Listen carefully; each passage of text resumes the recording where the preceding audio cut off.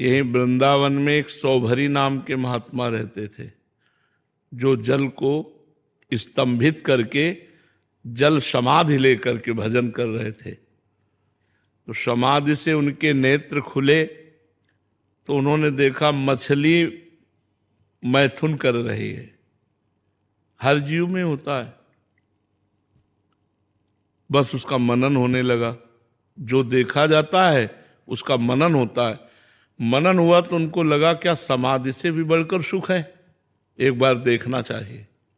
चाह पैदा हो गई। अब वो ऋषि थे, सामर्थ्यशाली थे, सीधे उठे और राजा उस समय चक्रवर्ती सम्राट मानधाता थे।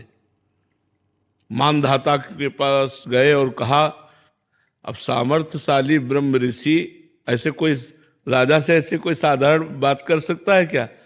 उन्होंने कहा अपनी पुत्री प्रदान करो। तो वो भी बड़े प्रवीण थे कि ना कहता हूं तो शाप दे देंगे, और हाँ कहता हूं तो कहा महलों की राजकुमारी, और कहा उनके शरीर से मछली जैसी दुर्गंध भी आ रही थी, क्योंकि जल में समाधिस्थ रहते, हड्डी हड्डी शरीर में।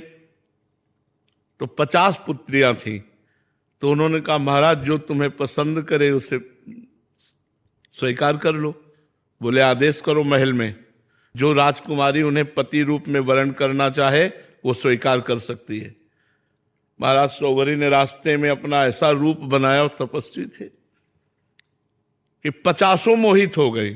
तो 50 पुत्रियों के साथ ब्याह किया, और एक दिन 50 की फिर संतानें हुई। सब ऐसे तो एक दिन बैठे थे, पूरा परिवार देखकर अरे बोले कहाँ फंस गया, कहाँ जिस माया के विघ्न से बचने के लिए जल में समाधि लेकर भजन करता था, मछली के मैथुन क्रीड़ा को देखकर ये सब। तो किसी भी मैथुन धर्म से युक्त प्राणी का संग ना करो।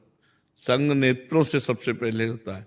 हम किसी को भोग करते हुए देखे, चाहे स्त्री पुरुष हो, चाहे पशु पक्षी हो, चाहे कोई भी हो, जब मैथुन क्रिया उस समय हमारी दृष्टि जाएगी तो हमारा मनन होगा, और मनन होगा तो हमको भी वैसे ही चाह हो जाएगी, तो हमारी दोष दृष्टि हमको भ्रष्ट कर देगी।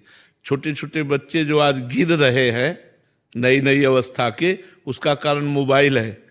मोबाइल में गंदी बातें सर्च करते हैं, गंदी बातें देखते हैं।